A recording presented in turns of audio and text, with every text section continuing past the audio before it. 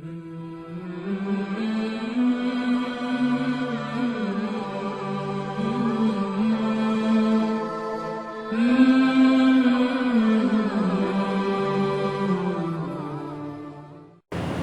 سورہ ہے سورۃ المائدہ، آیت نمبر 14 سے آگے پڑھیں گے۔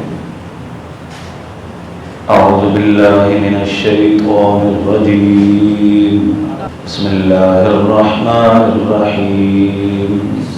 یا اہل الکتاب قد جاءکم رسولنا یبین لکم کثیرا مما کنتم تخفون من الكتاب ويعفو عن كثير قد جاءكم من الله نور وكتاب مبين يهدي به الله من اتبع رضوانه سبل السلام ويخرجهم من الظلمات إلى النور بإذنه ويهديهم إلى صراط مستقيم۔ یا اہل الکتاب،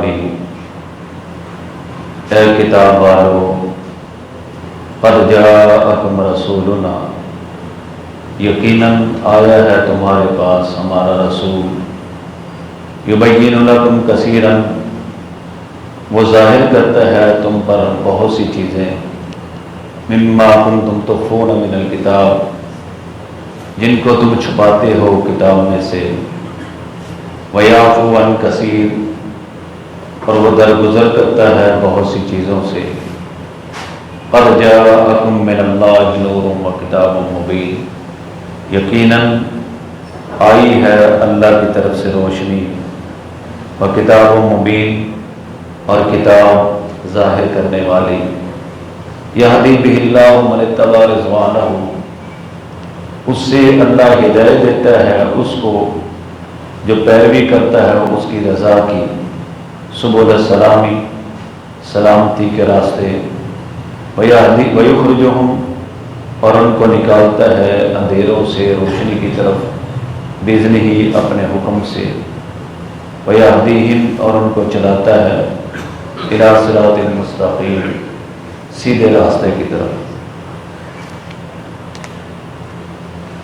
اس سے پہلے بھی اہل کتاب کا ذکر ہو رہا تھا، ان آیات میں بھی ان کو مخاطب کیا گیا ہے، فرمایا کہ اے اہل کتاب، قد جاءکم رسولنا، یقیناً آ گئے ہیں تمہارے پاس ہمارے رسول، یعنی نبی پاک صلی اللہ علیہ وسلم تشریف لا چکے ہیں۔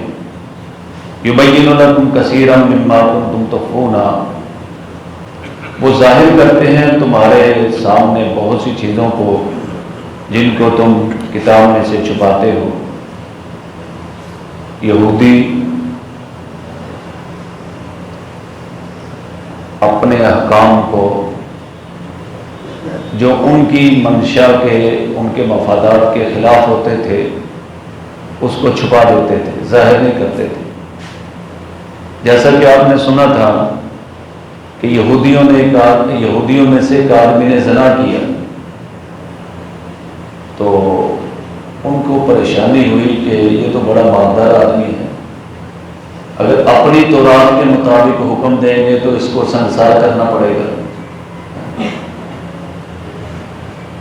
تو مشورہ کیا کہ حضور علیہ السلام چونکہ نرم ہے تو حضور کے پاس چلتے ہیں، تو نبی پاک صلی اللہ علیہ وسلم کے پاس آ گئے، تو آپ نے ان کا جو بڑا پادری تھا ابن سوریہ،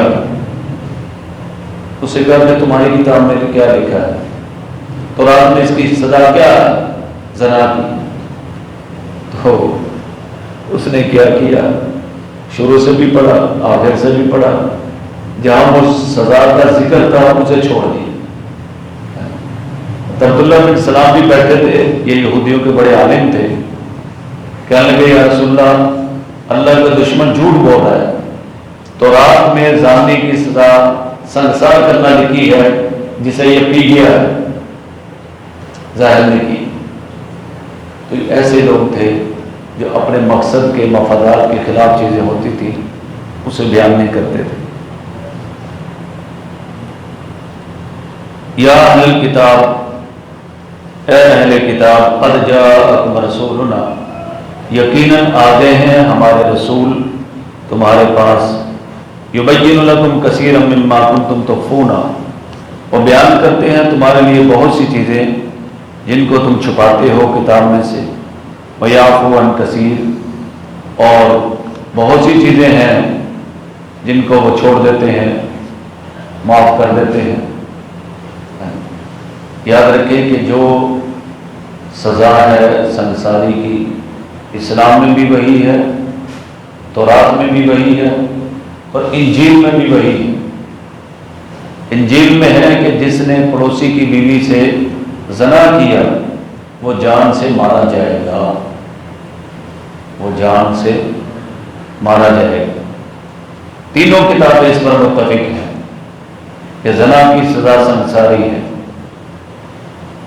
یا جان سے مارنا ہے۔ قد جاءکم من اللہ نور و کتاب مبین، یقیناً آ چکے ہیں تمہارے پاس اللہ کی طرف سے نور اور کتاب مبین۔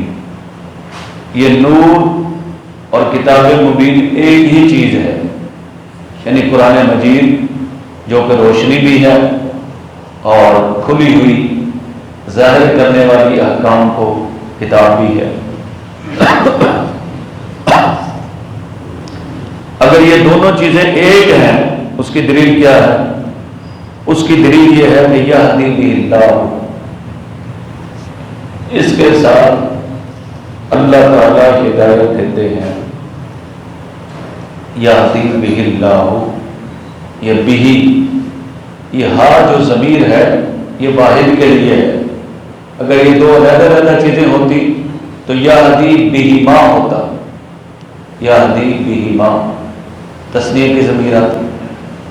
لیکن بعض مفسرین نے افتخار کو سمجھا ہے، اگر یہ نور اور کتاب مبین علیحدہ ہوتی تو یہاں یہدی بہ اللہ، بہ واحد کے لیے، بہ نہ ہوتا بلکہ کیا ہوتا؟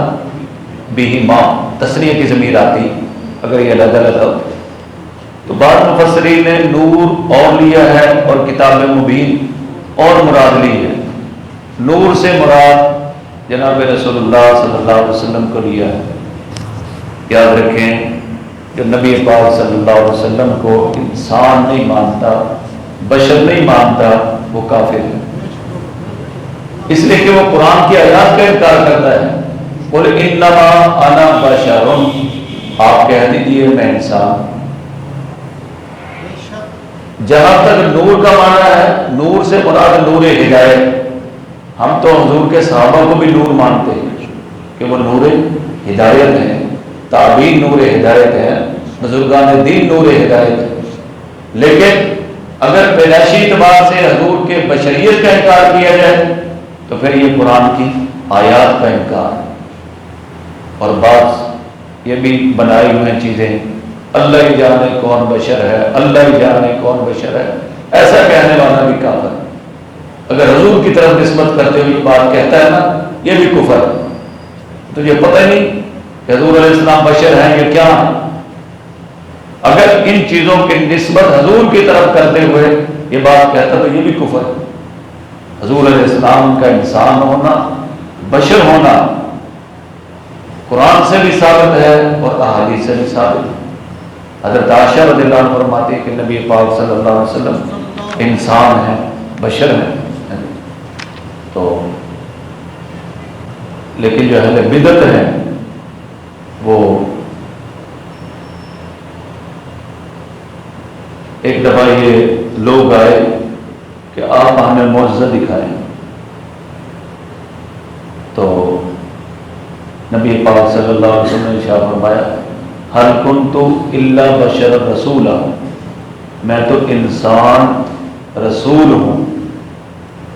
معجزات اسی وقت ظاہر ہوتے ہیں جب اللہ چاہتے ہیں، میں اللہ کی مرضی کے بغیر اپنی مرضی سے نہیں دکھا سکتے۔ اور قل انما انا بشر مثلکم، میں انسان ہوں تمہارے جیسا۔ نبی پاک صلی اللہ علیہ وسلم انسان ہیں، لیکن آپ کا مقام انسانوں تو کیا فرشتوں سے بھی اونچا ہے، بلکہ ہم کہتے ہیں کہ اللہ کے بعد آپ ہی کا مقام۔ ایک اور بھی ہمارے بھائی صاحب رحمۃ اللہ علیہ جو میرے پیر صاحب تھے، وہ فرمایا کرتے تھے کہ ان سے پوچھو کہ حضور علیہ السلام کون سا نور ہے، نور سے کیا مراد ہے؟ نور دو قسم کے ہو سکتے ہیں، یا تو نور من نور اللہ، اس کا معنی یہ ہے کہ وہ اللہ کے نور میں سے جدا ہوئے، اگر یہ مانتے ہو تو یہ شرک ہے، کیونکہ جو اللہ سے چیز علیحدہ ہوگی وہ بھی کیا ہوگی؟ اللہ ہوگی۔ انسان سے جو چیز علیحدہ ہوتی ہے وہ بھی کیا ہوتا ہے؟ انسان ہوتا ہے۔ تو اللہ سے جو چیز علیحدہ ہوگی وہ بھی کیا ہوگی؟ اللہ ہی ہوگی۔ تو پھر شرک کس کو کہتے ہیں؟ نور کی ان سے ڈیفینیشن پوچھو کہ نور کی حقیقت کیا کہتے ہو؟ اگر یہ نور اللہ سے علیحدہ ہوا تو پھر وہ بھی خدا ہوا، اور اگر یہ لوگ یہ کہتے ہیں کہ جناب نور سے مراد ہے نور خالق نہیں، نور مخلوق مراد ہے، یعنی یہ ایسا نور ہے کہ اللہ سے تو علیحدہ نہیں ہوا، اللہ سے علیحدہ ہوگا وہ بھی خالق ہوگا، یہ اللہ نے اس کو پیدا کیا ہے، اس نور کو اللہ نے پیدا کیا۔ تو ہم کہتے ہیں کہ فرشتے نور سے پیدا ہوئے ہیں، فرشتے نور سے پیدا ہوئے ہیں، لیکن جبرائیل علیہ السلام حضور کے قدموں پہ اپنے جو ہے نا وہ ہاتھ مسلتے ہیں، حضور علیہ السلام کی سواری کی لگام پکڑتے ہیں۔ تو اگر تم نے حضور کو نور مخلوق کہا، پیدا کیا گیا نور، تو اس سے حضور کی شان میں کون سا اضافہ کی؟ نوری تو حضور کے غلام، فرشتے جبرائیل علیہ السلام حضور کے کیا ہیں؟ دیکھو تیسری صورت کوئی نہیں ہو سکتی نور کی، یا تو نور خالق مراد ہے اللہ سے علیحدہ ہوگا، تو جو اللہ سے علیحدہ ہوگا وہ بھی خالق ہوگا، یا نور مخلوق مراد ہے یعنی اللہ نے اس کو پیدا کیا ہے، ٹھیک ہے۔ تو ان سے یہ بھی پوچھا جائے کہ جبرائیل علیہ السلام کے والد کا نام کیا ہے، کسی فرشتے کی والدہ کا نام کیا ہے، اس کے دادا کا نام کیا ہے؟ حضور علیہ السلام کی پھوپھیوں کے نام ہیں، آپ کے چچاؤں کے نام ہیں، آپ کے والد سے لے کر آدم علیہ السلام تک سلسلہ نسب ملتا ہے۔ تو کیا یہ سلسلہ نسب نوریوں کے ہوتے ہیں یا بشر کے ہوتے ہیں؟ جب اللہ قرآن میں کہہ رہا ہے بشر ہیں، حضور حدیث میں فرما رہے ہیں کہ بشر ہیں، تم کیوں نہیں مانتے؟ کیوں قرآن کا مقابلہ کرتے؟ سمجھا رہے ہیں؟ فرمایا کہ یہدی بہ اللہ، اللہ تعالیٰ اس کے ساتھ ہدایت دیتے ہیں، من اتبع رضوانہ، جو تابع ہوتا ہے اس کی رضا کا، جو اللہ کی رضا کے تابع ہوتا ہے ہدایت اس کو ملتی ہے، اور سبل السلامی، سلامتی کے راستے، سلامتی کے راستے اسے ملتے ہیں جو اللہ کی خوشنودی چاہتا ہے۔ وَيُخْرِجُهُم مِّنَ الظُّلُمَاتِ إِلَى النُّورِ، اور اللہ تعالیٰ ان کو نکالتا ہے اندھیروں سے روشنی کی طرف۔ یاد رکھیں ظلمات یہ ظلمت کی جمع ہے، ظلمت اندھیرے کو کہتے ہیں، اور ظلمات جمع ہے، زیادہ اندھیرے۔ اور نور اب دیکھیں ایک ہی استعمال ہوا ہے، نور واحد ہے، ظلمات جمع ہے، یعنی اندھیروں کی کئی شکلیں ہیں لیکن روشنی ایک ہے، اور وہ کون سی روشنی ہے؟ اسلام کی روشنی، قرآن کی روشنی، حضور علیہ السلام کے اتباع کی روشنی۔ اس لیے نور آپ جہاں بھی دیکھیں گے واحد ہے، اور ظلمات کا ذکر آتا ہے، جمع کا ذکر آتا ہے۔ اندھیرے یہودیت کی صورت میں، مجوسیت کی صورت میں، عیسائیت کی صورت میں، ہندو مت، بدھ مت، سکھ مت، یہ سب اندھیروں کی شکلیں ہیں، اور نور کیا ہے؟ ایک ہے، قرآن کا راستہ، دین کا راستہ، حضور کی اتباع کا راستہ، اسی لیے نور کو باہر ذکر کیا جاتا ہے۔ وَيَهْدِيهِمْ، اور ان کی رہنمائی کرتا ہے اللہ تعالیٰ، اِلَىٰ صِرَاطٍ مستقیم، سیدھے راستے کی طرف۔